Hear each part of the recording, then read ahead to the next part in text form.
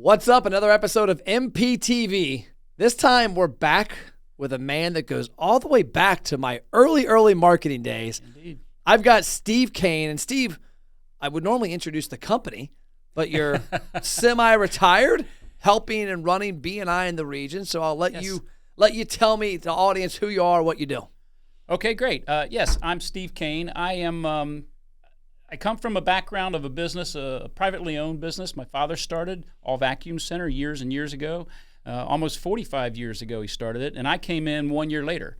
Okay. And I worked that business with Pop, and Pop unfortunately passed away back in 1986. I took it over, and then after 43 and a half years of that, I and my wife took advantage of the ability to step away.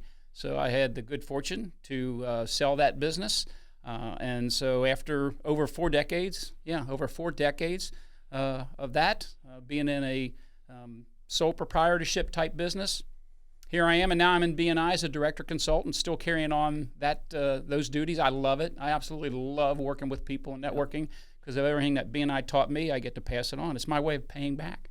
I remember when I told Brennan a long time ago, before you were a director consultant, I think they called them ADs back then. Yeah, I remember telling Brennan, like, dude, the person you need to have is Steve Cain. No, that's a nice compliment. Because you embody B&I, business acumen, referral relationships, doing things the right way. And I'll discount the fact that what you did for a long time sucked. That's right. The job sucked. Wasn't that you that was telling me back in the day that did you make yard signs, or maybe you thought if you had yard signs that said something like, something sucking, that people would steal them? Actually, something along those lines, just using the whole idea of my business sucks or my job sucks. And then eventually we actually did marketing like that by putting them on ink pens. Okay. Now, I had ink pens created, and it just says, All Vacuum Center, address, phone number, and my job sucks on it. And one story, one of my customers presented to me, she was a school teacher, and she had one of the pens on her desk. And the principal came in and actually saw that and was not very happy about that. So, but yeah, that was always a nice tagline to use back when we used to do that. My job sucks. It made it memorable. Whatever you can do to stick in people's minds, right? Yeah. And that's what it did. And to this day, when I run into people, whether they're former customers or even B&I members, they still say, your job sucks. Job sucks. Just kind of went along with it. And I think how I met you through B&I in business. But I believe the reason we started working together was Doug Smith had actually said, hey, you need to go talk to Steve. He's looking to do some different stuff on marketing. And that was probably in that 2010 timeline. And we started working together. And I was actually just showing today, if you go to YouTube, you can look up Steve Cain and the YouTube channels there of some of my very early videos shot on the iPad with the knockoff Miley Cyrus music on there. And that was some of my first, you were one of the first people that I talked to. Sean Weeda was one of them and a couple others. I said, hey, you got to get your face on video, which was ironic because I was preaching everybody to do it. And guess who never did video? You. Me. And so I say, I don't need it. I got enough business, but I never did it. And I should have been doing it all the time.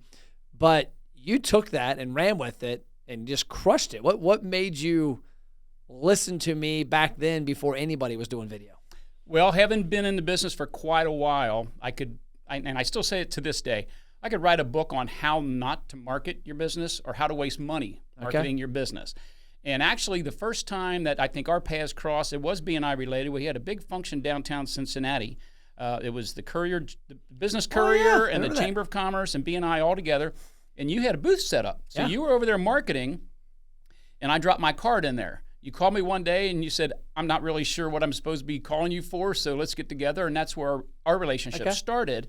But along the lines, I had done everything. And I realized there's all kinds of marketing that needs to be done. You can't just do one thing. Yeah. And I was kind of dragged into the 21st century of technology. I resisted. And little by little, as you learned through me, I kind of got it, right? What I learned was target marketing. I learned I needed to be able to go after the people who needed me versus just a real broad brush of marketing, which is all the things that I'd been doing before.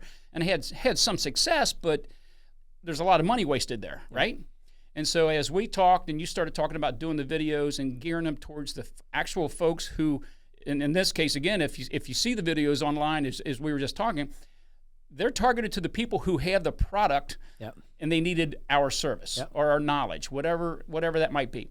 And that's really when you kind of got into my mind about going after the customers who need you, not after everybody who you think needs you. Like you want the world. I can't have everybody as a customer. I couldn't have handled it anyway. Right? I needed the people who needed me. And that's pretty much why I started with you. And quite frankly, Matt, you made our business take a whole different trajectory, because especially when we opened that store in Crescent Springs, I needed to do something different from the prior location that we've been doing all those years where we started down in Covington. And the time was right. So, the worlds came together, and here we are. What worked out perfect was, I remember the exact time. I won't mention the other client, but I had you and another client who's a friend as well. And I remember telling you all the exact same thing. And you both took the initial action. The difference was he was terrible on camera. He hated it. He had to have a script. He wasn't the person that was out there demonstrating stuff. I remember the first video we shot, it was like Billy Mays Jr. I kept waiting at the very end and be like, but wait, there's more. Wait, there's more, yes. Because you were so comfortable, your natural setting was showing people the difference between a Sebo or Riccar vacuum and a Dyson. Right. And the different things you did to demonstrate, and it made it a natural for video. I thoroughly enjoyed making all of those, and I still, I give credit to what we did there to where I came to and got to in B&I, being able to present, ordinarily I always worked with a customer basically one-on-one, right? And I remember the time when Brendan called me one day and said, hey, how would you like to MC this awards banquet and in front of 350 people give your little 60-second commercial?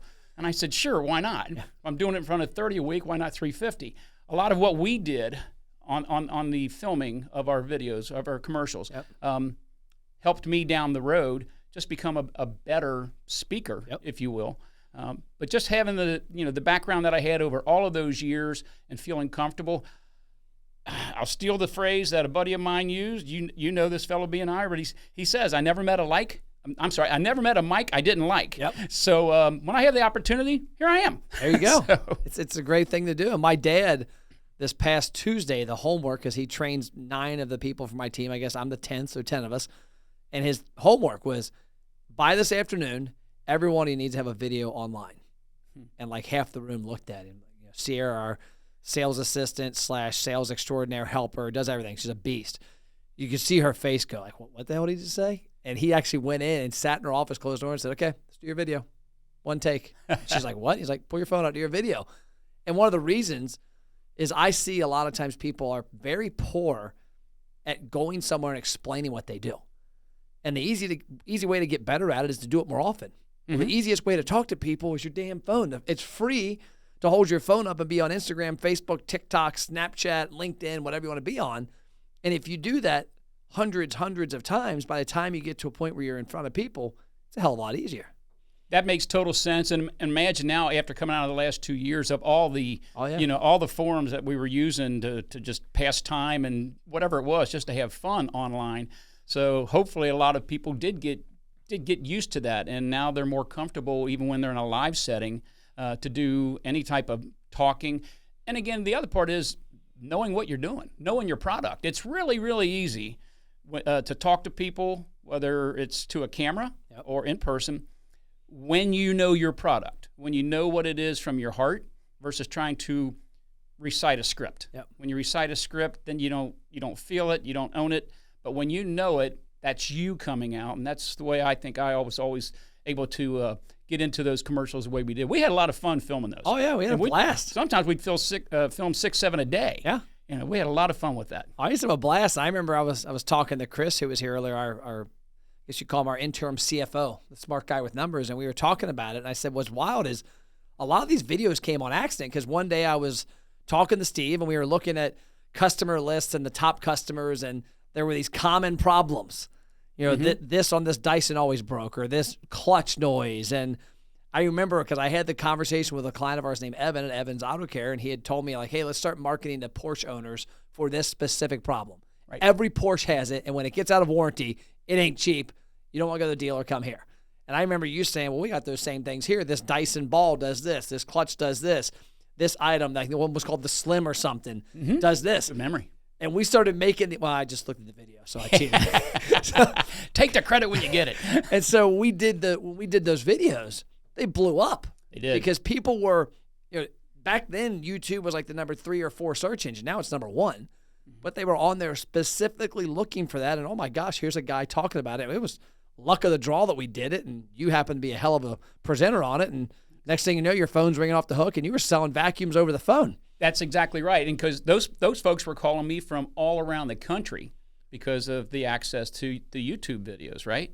And it didn't matter where I was, I could answer that question. And then oftentimes that would lead to a conversation about another vacuum cleaner if they even had the right one for their needs. And then lo and behold, I'm shipping vacuum cleaners to Washington State, Oregon, California, Florida, up northeast.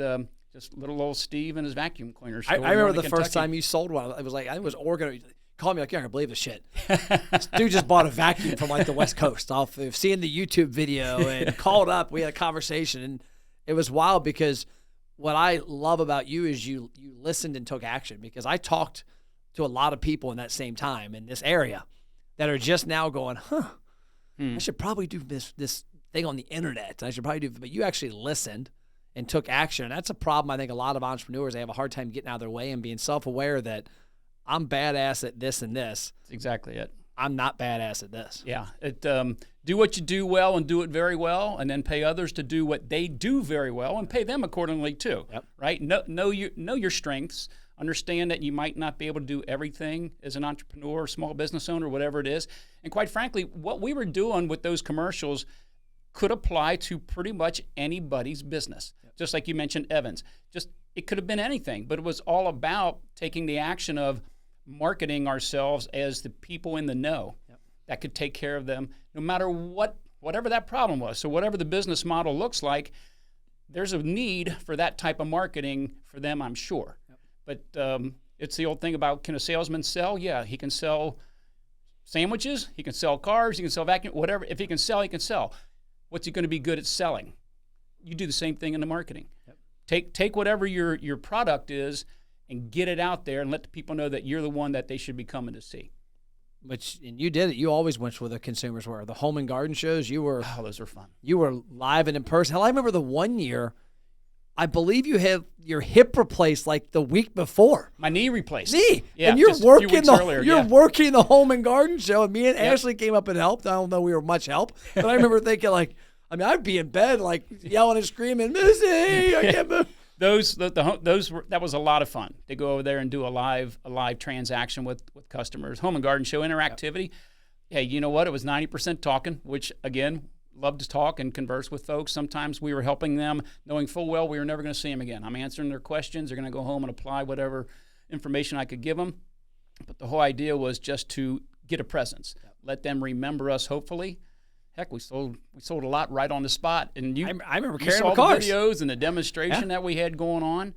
And again, it could have been anything, but that was our niche of what we did. The vacuum cleaners and service and the old flexible tools. Yep. Those 3-foot I remember those. Flexible. Loved them absolutely. $9.99. You bought them for like $1 overseas, right? Something like that. Yeah. A lot of fun. And what I always preach, we work with restaurants all the time, and restaurants struggle to sell desserts. And the reason they struggle to sell desserts is by the time you get done, like you go to Pee-wee's all the time, by the time you get done with some of those meals, you want a pillow.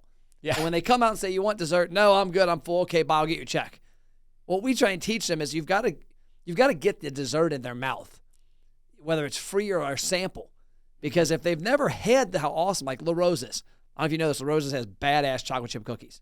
I do. Yes, and they are very good. I didn't know about it early on, and we had a free one somehow. Now every time we go to La Rosa's, we get the chocolate chip cookies.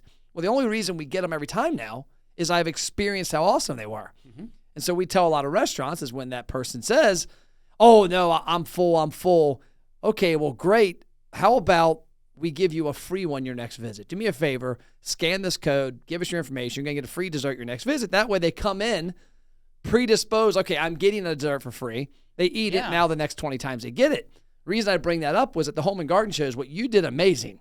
And I'll never forget it because you reminded my dad. I always call my dad the Michael Jordan of sales. I'd hate to see you guys paired together. Like you probably maybe buy a country. You could just buy Russia and make it good. But I remember at the home garden show, we're sitting there and people would walk up and you got the vacuum cleaner, you got a Dyson ball sitting there, and you got the Sebo or Riccar or Miele, one of those. And they'd walk up and they'd go, "Oh my gosh, I love my Dyson ball." Well, you know, in your back of your mind, that, I mean, the Dyson is a $200 vacuum sold for $800, right? And they could have easily bought an $800 vacuum that is an $800 vacuum, you know, Sebo or Miele or Riccar. But you'd say, "Oh my gosh, yeah, the Dyson's a cool vacuum. Let me show you something." Okay, cool. And they'd stand there and you'd rub the kitty litter, the fake, like the synthetic cat fur, right? The sand, and you would and the rice, and you'd rub that in there. And your memory's good. Oh yeah, and you'd take. Well, I was watching a video, and you'd take the vacuum and you'd go back and forth 20, 30 times, talking to them the whole time, talking about how it gets up, and you know what really ruins your carpet is what's down in the base that you don't get up, that you walk on and it tears the fibers and you have wear patterns. And like, oh yeah. And you'd like, "Look at all this got, yeah. Let me show you something." And you'd pull out that, what was the one you always, was it a Miele? A Miele. Yeah. You'd pull the Miele out, you'd put the little contraption on it that bypassed the hose, and you could see what it sucked up, and you'd go, one stroke. Right. And they would look and go, "Holy shit, all that was in there?" And you'd go, "Yeah." And they go, "Yeah, that Dyson sucks." They would go from loving it to hating it, but it was because you went through that process, and by the time you started with one, it ended with 10 people watching, and next thing you know, 5 vacuums are gone. Basically, what I did was I got them to taste the dessert, right? Yeah. Because what you were just mentioning about the desserts, in my mind, what I'm seeing is, you know, been at a lot of restaurants, and sure, most of us probably experienced that, but they said, "Would you like dessert?" "No, I'm full," and then that's the end of it. All right, and that goes back, you know, to whatever that is, that the training of your help, or just the person doesn't want to deal with getting dessert. I don't know, but I do know that when they come out with a tray of desserts, like a lot of restaurants will do, boy, almost invariably you wind up saying, "I'll have that." Yeah. Even though just a few minutes ago you just said, "I was full, no thank you." And so that tray of desserts is now the equivalent of what you're saying. Let's get a free one in there, or let's get here's your next visit, come on in and get that. That's the modern day technological equivalent of coming out with a tray of desserts and letting everybody see it and making them grab it that way. And that's what you do. I mean, the vacuum at the show, if somebody would have walked up and you just said, "Hey, you want to buy a Miele vacuum?" "No, I got a ball. I love it." I remember watching a guy, like, it cracked me up because he literally was gushing over his Dyson ball. And at the end of the car, "Thing sucks." I'm like, he just said it was great, but within 3 to 4 minutes, you could have never gotten there without the very good demonstration. Just the same way that if La Rosa's cookies sucked, I would have never eaten them 100 times now. But because it gave me a free one, which was their demo, and because it was awesome, I was like, every damn time. Even though I'm full when I get done to eat my pizza, I'm like, "Yeah, bring them out." You're not going to go without the cookies, huh, from La Rosa's. Just the idea of having an opportunity and recognizing that, you know, people, in this case, we're talking about vacuum cleaners, right? They love it. I never degraded them for loving it. I just gave them another option. And you know, obviously a lot of people said, "No, I love my Dyson." And I respect the daylights out of that. But my job was to do my job and to do it very well. And so that's why we were over there at the Home and Garden Show. That's why we had so much fun doing it. Win, lose, or draw with a person coming up, we just had a great experience. And by the way, they remembered us the next year. Oh, yeah. When we were over there in that very same spot, they'd come back by and start chatting with us again. So that marketing, I woke to marketing in a technology way, again, because of, you know, us meeting, Doug recommending you to come and speak with me, which I'm very thankful. And he's also... Which is ironic that he's now my head guy. Yeah. And you know, and I actually took his place in BNI as a director consultant. Oh, that's even funnier. Yeah, he actually did the same thing. He recommended to Brennan to talk with me, and so I actually came in to replace him on the team. So the little worlds colliding. Sometimes the world's very great. Yep. And I'm thankful. I'm thankful I got to know you. And by the way, we became friends. Yep. Right? It wasn't just a business partnership going in. We actually became friends. Yep. You've been to our place. We've been to your place. We know your dogs. You know our dogs. I'm going to be in your pool here very soon. I know it's open. Yep. It's going to be cold, but that's okay. I was in it this morning. Oh, gosh. I went to, so I've been on this the last 6 weeks. 4 a.m. I get up. And I've now shifted to where Saturdays I just sleep in because I was trying to go into bed before the family ate dinner on Friday nights. Oh. But I usually have to get to bed at 9:15. I'll lay in bed. I'll be asleep by 9:20, wake up at 4. I'm good. Well, last night I get home, and I'm like, I had this show I was watching on Netflix. I'm like, I want to watch one more episode. And then I started eating dinner, and I forgot what time it was. Christy gets home at like 10:15. She's like, "What are you doing awake still?" I'm like, oh, shit, I got to go to bed. So I go to bed. I don't fall asleep probably 10:30, 10:45. And I'm like, I'm not going to get up at 4. So I'm going to just sleep in. So then I lay down. I'm like, no, you can't do that. Set your alarm. So I set my alarm at 4. And so I set my alarm at 4. And at 4, I woke up, and I'm like, oh, my God, I'm so beat. I'm going to go to bed. I'll wake up at 5. So I said, no, you're getting up. And I said, yeah, I know how I can get up. Ooh. I literally got out of bed in my underwear, walked down to the pool, the bathroom there, put my swim trunks on, jumped in the pool, and it's cold as shit. I mean, it's got to be in the high 40s. The good thing was there's a hot tub next to it. So I walked out, got in the hot tub, sat there for 10 minutes, came here. Been a great day. But, yeah, so the pool is open, and it is cold right now. Yes, it is. The friendships that we got to develop, supersede so much of the other stuff that we got to do. Again, I'm thankful for where my business went. I'm thankful that we were able to grow to a point and able to step away and retire with Missy. But I got a question for you. Because this is, this is off the fly me asking you something, flip the script on me. No, just a little bit. And what you're doing with the restaurants, obviously, we've had a talk before about how you converted to basically restaurants are your thing. What is the biggest single challenge you have when let's say you're calling on someone for the first time? Whether it's, I don't know if you do that by phone call or if you, okay. What's your biggest challenge right off the bat? Can you throw it out there? They're skeptical of marketing because restaurants as a whole have never seen conversion. You went to the Home and Garden Show and you saw people walk up to your booth, watch the demonstration, and leave with vacuums. Right. The restaurants have tried everything. They've been on radio. They've done direct mail. The only thing they've ever seen work has a negative connotation in their mind, discounting. They do coupons. They do Reach Magazine. They do money mailers. They do all these different things. And they in their mind, all they're doing is discounting that visit to somebody that's already going to come anyways. Right. And so that's the negative is they don't believe what we can do.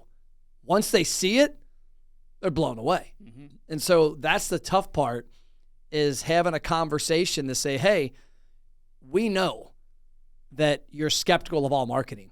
But at the end of the day, there's 2 things you have to be great at in any business. I don't care if you're even a nonprofit, sales and marketing. If you can't sell and you can't market, I don't care how good you think unless you get lucky as shit. Yeah. You got nothing.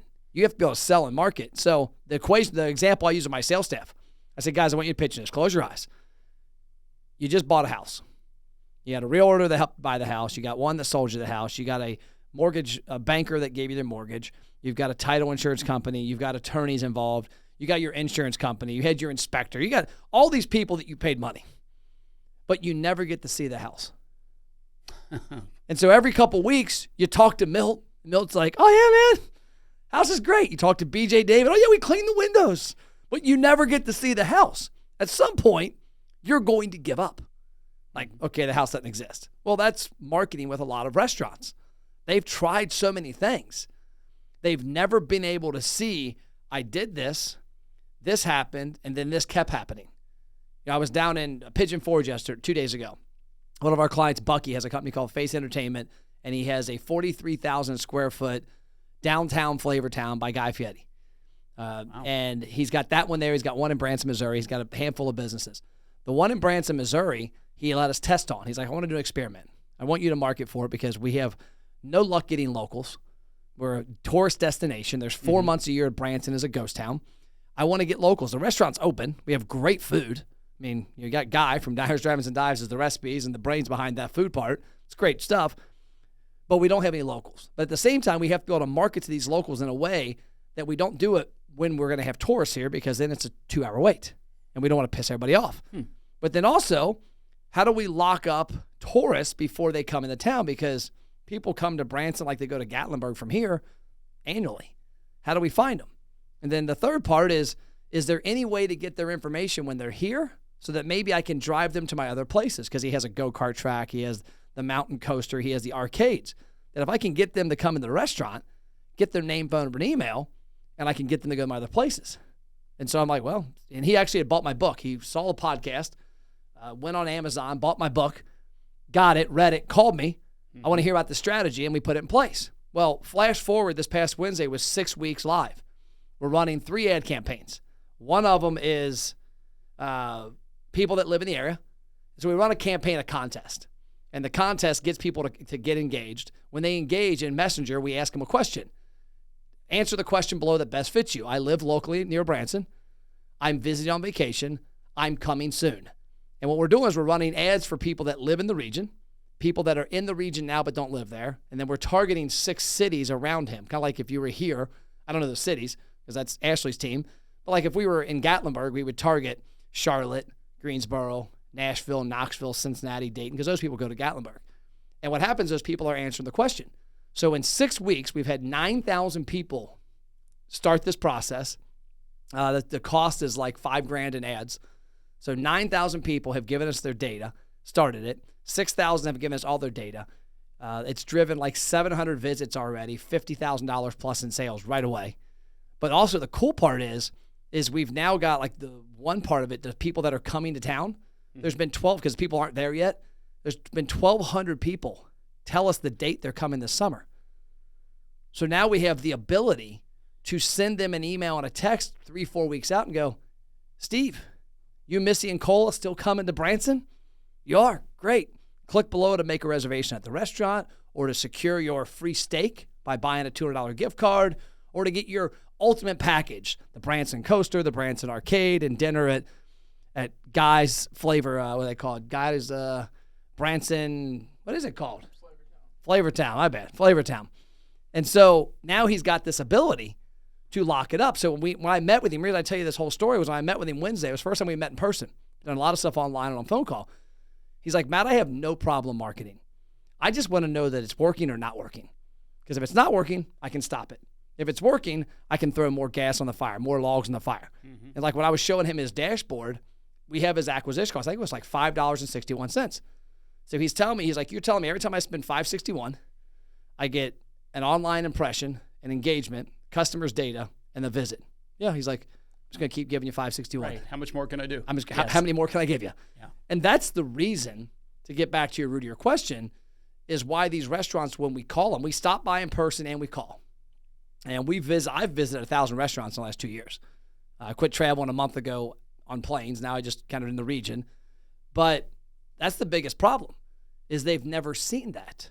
Mm-hmm. And so when you've never seen that, I mean, I'm married to Christy. We've been together 26 years. Imagine if I thought I was married, I came home and she never was there.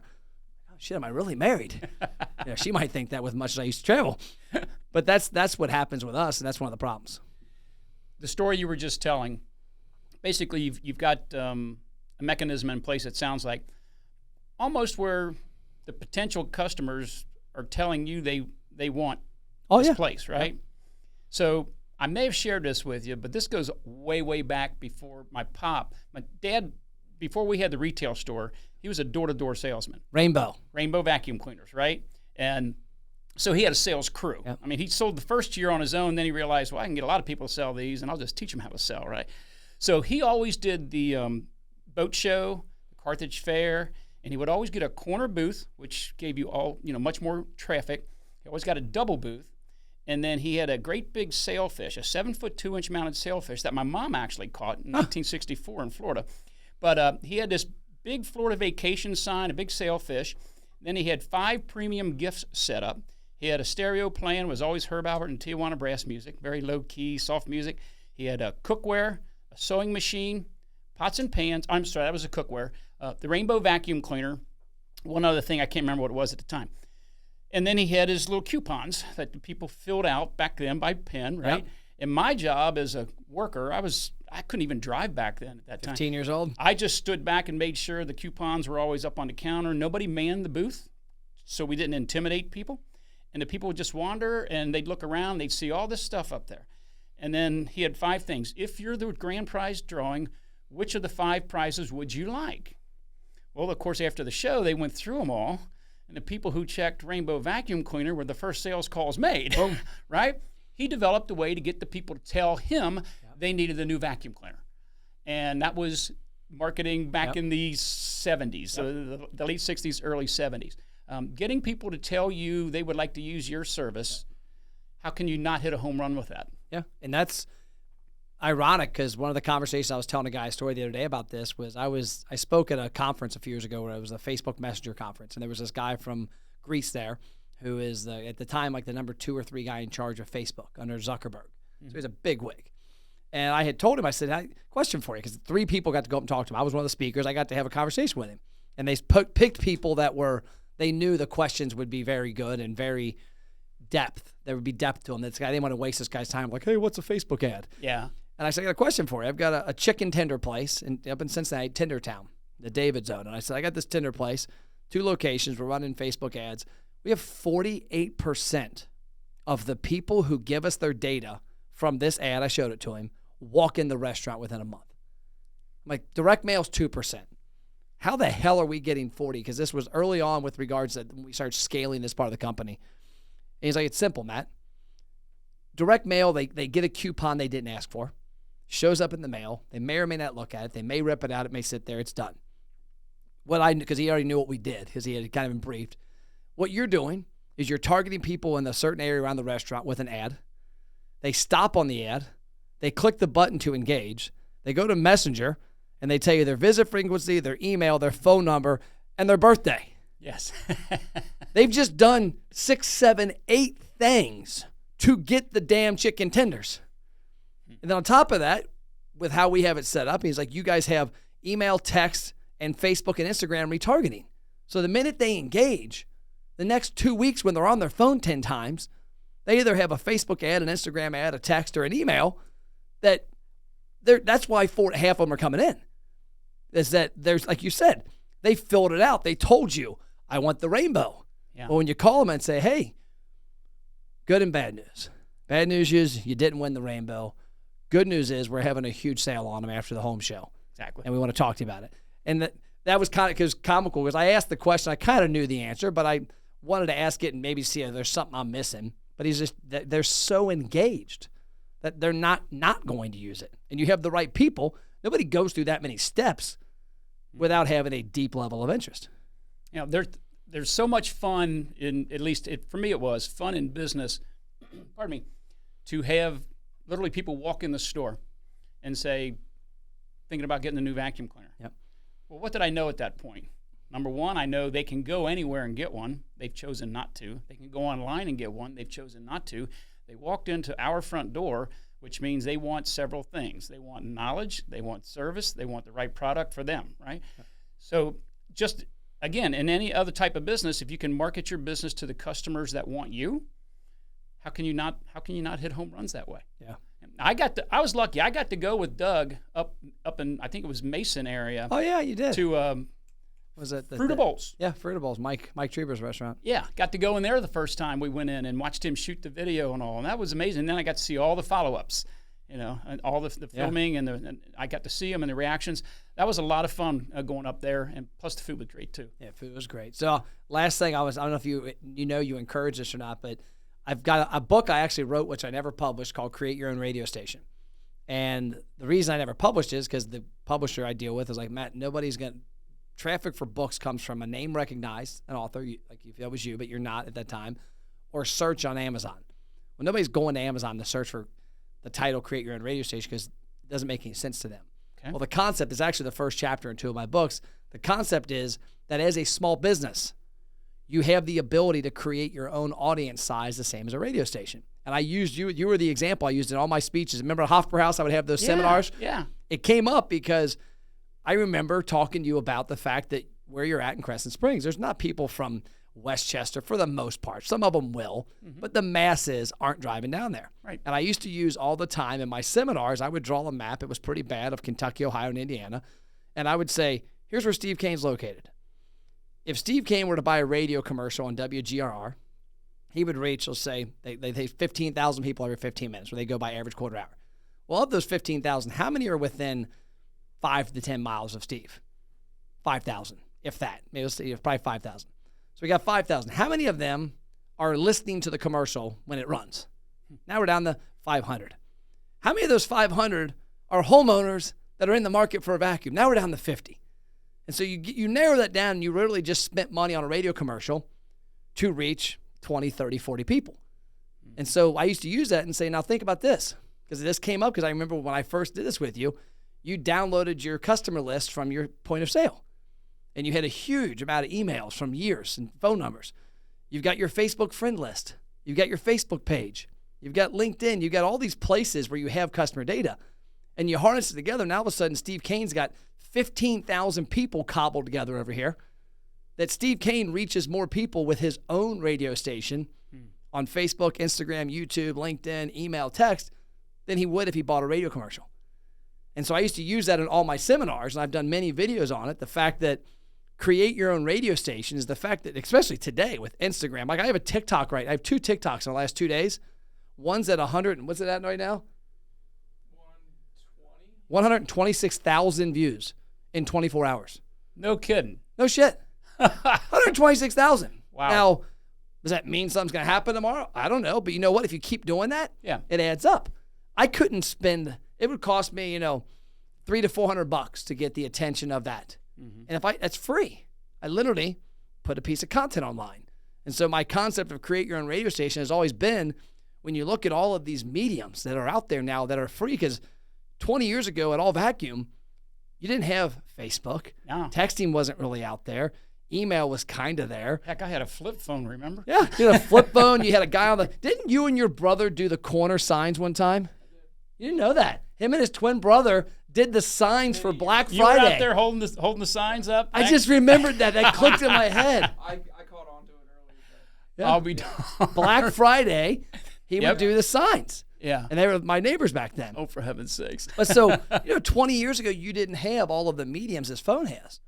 Today, if you're a small business, email's easy, text is easy, your website, YouTube, LinkedIn, Facebook, Instagram, TikTok, Snapchat. There's 9, Pinterest, there's 10.